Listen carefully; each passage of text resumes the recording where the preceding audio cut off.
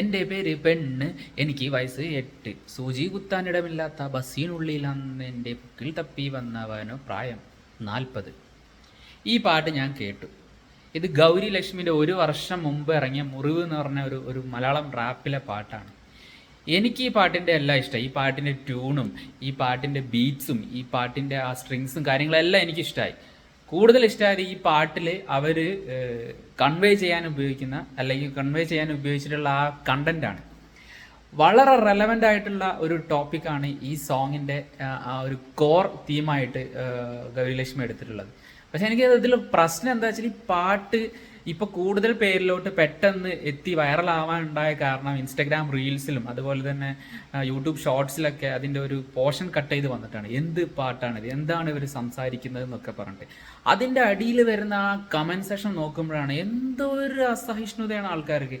എന്തിനാണ് ഇവർ ഇങ്ങനെ കിടന്ന് കയറ് പൊട്ടിക്കുന്നതെന്ന് തോന്നിപ്പോവും. ആരാണ് ഇതിൻ്റെ പിന്നിൽ ഈ കമൻ്റൊക്കെ ഇടുന്നത്, എന്താണ് അവരുടെ പ്രശ്നം എന്ന് മനസ്സിലാവില്ല. കാരണം ഈ പാട്ടിൽ സംസാരിക്കുന്ന വിഷയം ഈവൻ അത് ഗൗരിലക്ഷ്മി അനുഭവിച്ച ഒരു കാര്യത്തിൻ്റെ പുറത്ത് ഓരോ ഏജിലും ആസ് എ ഗേൾ ആ ഒരു 90s അദ്ദേഹത്തിന് ഇപ്പോൾ ഒരു 30 വയസ്സുണ്ടാവും. 90s കിഡായിട്ട് വന്ന ഒരു വ്യക്തിയാണ്. ഇന്ന് ഇൻഡസ്ട്രിയിൽ ഈ മ്യൂസിക് ഇൻഡസ്ട്രിയിൽ അറിയപ്പെടുന്ന ഒരു മുഖവും ശബ്ദവുമാണ് ഗൗരിലക്ഷ്മി. അവർ അതുവരെ എത്താനെടുത്ത അവരുടെ ആ കാലഘട്ടത്തിൽ ആ ഒരു സമയത്ത് അവരനുഭവിക്കേണ്ടി വന്ന ഒരുപാട് നെഗറ്റീവായിട്ടുള്ള കാര്യങ്ങൾ, സ്ത്രീ എന്ന നിലയ്ക്ക് അവരനുഭവിക്കേണ്ടി വരുന്ന ഒരുപാട് കാര്യങ്ങളെ കുറിച്ചാണ് ഈ പാട്ടിൽ പ്രതിപാദിച്ചിട്ടുള്ളത് എന്നാണ് എനിക്ക് മനസ്സിലായത്. അത് ഇപ്പോൾ ശരിക്കുള്ള കാര്യം അല്ലെങ്കിൽ കൂടി വേറെ ആളെ ഇതേപോലെ അനുഭവിച്ചിട്ടുള്ള കേട്ടറിഞ്ഞ് ചെയ്തതാണെങ്കിൽ കൂടി ആ പാട്ട് സംസാരിക്കുന്ന വിഷയം റെലവൻ്റ് ആണ്. എന്തിനാണ് ഈ പാട്ടിന് ഇത്ര അധികം ട്രോളുന്നത് അതെനിക്ക് മനസ്സിലാവുന്നില്ല. ഒരു കാര്യം ഒരു ആർട്ട് പ്രൊഡക്റ്റ് എന്നുള്ള നിലയിൽ കൺസിഡർ ചെയ്യുമ്പോൾ ഒരു കാര്യം നമുക്ക് പറയാം, നമുക്കത് ഇഷ്ടപ്പെട്ടോ ഇല്ലയോ അത് ഡീസൻ്റ് ആയിട്ട് പറയാം, അതിലൊരു ന്യായമുണ്ട്. ഇതങ്ങനെയല്ല. ആ പാട്ട് അങ്ങോട്ട് കേട്ടത് ആ പാട്ടിലെ വരികൾ വെച്ചിട്ട് അല്ലെങ്കിൽ ആ പാട്ടിലെ ഡാൻസ് മൂവ്മെൻറ്റ്സ് ആക്ഷൻസ് ഒക്കെ വെച്ചിട്ട് ചുമ്മാ അങ്ങോട്ട് നെഗറ്റിവിറ്റി വാരി വെതറാണ്. എന്താണ് അവരുടെ പ്രശ്നം എന്ന് എനിക്ക് മനസ്സിലാവുന്നില്ല. അതിൽ ആ ഒരു ഏറ്റവും എന്താ പറയുക പേടിപ്പിക്കുന്ന ആ ഒരു ഫാക്ടർ എന്താണെന്ന് വെച്ചാൽ ഇതിൻ്റെ അടിയിൽ കമൻ്റ് ചെയ്യുന്ന ആൾക്കാർക്കും ഈ അതേ മൈൻഡ് സെറ്റാണ്. അതായത് ഈ ഗൗരിലക്ഷ്മിക്ക് ഇതേപോലത്തെ ഒരു അനുഭവം കൊടുത്ത ആ ഒരു വ്യക്തി ഉണ്ടാവുമല്ലോ, അല്ലെങ്കിൽ അദ്ദേഹത്തിനോട് ഇൻഡീസൻ്റ് ആയിട്ട് പെരുമാറിയ ആ വ്യക്തി ഉണ്ടാവുമല്ലോ, അദ്ദേഹത്തിൻ്റെ അതേ ടോക്സിക് നേച്ചറും അല്ലെങ്കിൽ അതിനേക്കാൾ കൂടുതൽ ആ ഒരു ബിഹേവിയർ കൊണ്ട് നടക്കുന്ന വ്യക്തികളാണ് ഇത്തരത്തിൽ ആ പാട്ടിൻ്റെ കണ്ടന്റിനെ കൂടി മോശമായിട്ട് സംസാരിക്കുന്ന രീതിയിൽ കമൻ്റ് എഴുതുന്നത്. അത് ഒട്ടും ശരിയായിട്ടുള്ള ഒരു കാര്യം ആണെന്ന് എനിക്ക് തോന്നുന്നില്ല. കാരണം ഇനി വരുന്ന തലമുറ, എനിക്ക് തോന്നുന്ന ഇൻസ്റ്റഗ്രാം ഹാൻഡിൽസിലൊക്കെ മജോറിറ്റി ഇപ്പോൾ ന്യൂ ജനറേഷൻ പിള്ളേരായിരിക്കും. ഓൾമോസ്റ്റ് ഇപ്പോൾ ഒരു 17-18 ഇയേഴ്സ് ഒക്കെ ഉള്ള പിള്ളേരാണ് ഇതേ തരത്തിലുള്ള കമൻറ്റ് എഴുതുന്നുണ്ടെങ്കിൽ അവരൊരു അഡൾട്ട്ഹുഡിലോട്ട് കടക്കുന്ന സമയത്ത്, ഒരു മുതിർന്ന ആളാവുന്ന സമയത്ത്, സമൂഹത്തിലോട്ട് ഇറങ്ങുന്ന സമയത്ത് അവർക്ക് സ്ത്രീകളോടുള്ള ആറ്റിറ്റ്യൂഡ് എന്തായിരിക്കും, അല്ലെങ്കിൽ ഇതേപോലെ എന്തെങ്കിലും നെഗറ്റീവ് അനുഭവങ്ങൾ അല്ലെങ്കിൽ വളരെ വിഷമകരമായിട്ടുള്ള എന്തെങ്കിലും കാര്യങ്ങൾ ഷെയർ ചെയ്യുന്ന ആ പെൺകുട്ടികളോടുള്ള ഇവരുടെ ആറ്റിറ്റ്യൂഡ് എന്തായിരിക്കും, ഇവർക്ക് അവരോട് പറയാനുള്ളത് എന്തായിരിക്കും, അവരെ ഏത് രീതിയിലായിരിക്കും ഇവർ പരിഗണിക്കുന്നുണ്ടാവുക.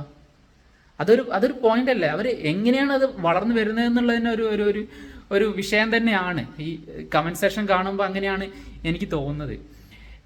പിന്നെ ഒരു ആർട്ടിസ്റ്റ് എന്നുള്ള നിലയിൽ അവരെ അവഹേളിക്കാൻ കൂടി ഒരു ശ്രമം നടക്കുന്നത്.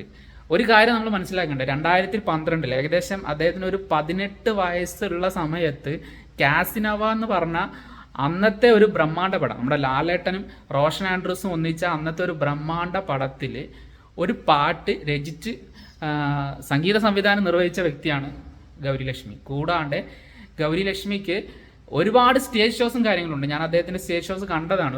ഒരു ന്യൂ ഇയർ ഈവിൽ അദ്ദേഹം ലൈവ് ഷോ ചെയ്യുന്നത് ഞാൻ കണ്ടതാണ്. വളരെ വൈബുള്ള ഒരു പരിപാടിയാണ്. അത്രയും ടാലൻറ്റഡ് ആയിട്ടുള്ള ഒരു വ്യക്തിനെ ഇത്രയും റെലവൻ്റ് ആയിട്ടുള്ള ഒരു ടോപ്പിക്ക് സംസാരിച്ച് ചെയ്ത ഒരു പാട്ട് ഉപയോഗിച്ച് അദ്ദേഹത്തിൻ്റെ ആർട്ടിസ്ട്രിയും അതുപോലെ തന്നെ ഒരു വ്യക്തിയുള്ള നിലക്കും അദ്ദേഹത്തിന് നെഗറ്റീവ് കമൻസ്, അദ്ദേഹത്തിനെതിരെ നെഗറ്റീവ് കമൻസ് ഇടുന്നത് എന്തായാലും നിർത്തണം. അത് എനിക്ക് അങ്ങനെയാണ് തോന്നുന്നത്. അത് നിർത്തിയില്ലെങ്കിൽ എന്താ വെച്ചാൽ ഇനി വരുന്ന തലമുറക്കും കൂടി അത് ഇങ്ങനത്തെ കാര്യങ്ങളൊക്കെ കാണുന്ന സമയത്ത് ഏത് രീതിയിൽ പെരുമാറണം എന്നുള്ള ഇതിലോട്ടുള്ള ഒരു കാര്യം കൂടി അവർക്ക് കിട്ടാണ്ടാവും. ഇതിലുള്ള ഈ നെഗറ്റീവ് കമൻസിൻ്റെ എണ്ണം കൂടുന്നതിനനുസരിച്ച് കുട്ടികൾ വിചാരിക്കും ഇതൊക്കെയാണ് ഇവർ പറയുന്ന കാര്യങ്ങളൊക്കെ ആയിരിക്കും ശരി. അല്ലെങ്കിൽ ഇങ്ങനെയുള്ള ഒരു അനുഭവമായിട്ട് വരുന്ന ഒരു വ്യക്തിനോട്, ഒരു സ്ത്രീനോട് ഇങ്ങനെയൊക്കെ പറയാൻ സാഹചര്യം ഉണ്ട്, അല്ലെങ്കിൽ ഇങ്ങനെയൊക്കെ അവർക്ക് നേരിടേണ്ടി വരും എന്നൊക്കെ ഒരു പെൺകുട്ടിയാണ് ഇത് കാണുന്നതെങ്കിൽ അവർക്ക് അങ്ങനെ തോന്നിക്കഴിഞ്ഞാൽ ഇൻ കേസ് അവർക്ക് അവരുടെ ജീവിതത്തിൽ അങ്ങനെ ഒരു സംഭവം ഉണ്ടായപ്പോൾ അവർ ആരോടും പറയില്ല. അതൊക്കെയാണ് ഇതിൻ്റെ ഒരു ദൂഷ്യഫലങ്ങളായിട്ട് എനിക്ക് തോന്നുന്നത്. അപ്പോൾ എനിക്ക് പറയാനുള്ളത്, നിങ്ങളുടെ വീട്ടിൽ കുഞ്ഞു മക്കളുണ്ടെങ്കിൽ, ചെറിയ മക്കളൊക്കെ ഉണ്ടെങ്കിൽ, നിങ്ങൾ പാരൻസ് ഒക്കെ ആണെന്നുണ്ടെങ്കിൽ കുട്ടികളുടെ അടുത്ത് ഇങ്ങനെ പറഞ്ഞു കൊടുക്കുക, ഇങ്ങനെ ഒരു സംഭവം ഉണ്ട്, സമൂഹത്തിൽ പലതരത്തിലുള്ള ആൾക്കാരുണ്ടാവും, പലതരത്തിലുള്ള അനുഭവങ്ങൾ നമുക്ക് ജീവിത കാലയളവിലുണ്ടാവും. അങ്ങനെ ഉണ്ടാവുന്ന സമയത്ത് ഇത്തരത്തിലുള്ള അനുഭവങ്ങൾ ഉണ്ടാവുന്ന വ്യക്തികളോട് എങ്ങനെ നമ്മൾ പെരുമാറണം, അവരുടെ അടുത്ത് ഏത് രീതിയിലാണ് നമ്മൾ അപ്രോച്ച് ചെയ്യേണ്ടത്, നമ്മൾ അവരെ എങ്ങനെയാണ് പരിഗണിക്കേണ്ടതുള്ള കാര്യങ്ങളൊക്കെ കൂടി അവർക്ക് പറഞ്ഞ് മനസ്സിലാക്കി കൊടുക്കുക. അത്ര ഇതിൽ ചെയ്യാനുള്ളൂ. അല്ലാണ്ട് ഈ കമൻറ്റ് ബോക്സിൽ ഇത്രയും നെഗറ്റിവിറ്റി കമൻറ്റ് സ്പ്രെഡ് ചെയ്യുന്ന ആൾക്കാരുടെ ഓരോരുത്തരുടെയും അടുത്ത് പോയിട്ട് നമുക്കിങ്ങനെ അവരെ തിരുത്താനൊന്നും പറ്റില്ല. ഒരു സമൂഹം എന്നുള്ള നിലയ്ക്ക് നല്ല രീതിയിൽ മുന്നോട്ട് പോകാൻ ശ്രമിക്കുക. അത്ര ഇതിൽ പറയാനുള്ളൂ.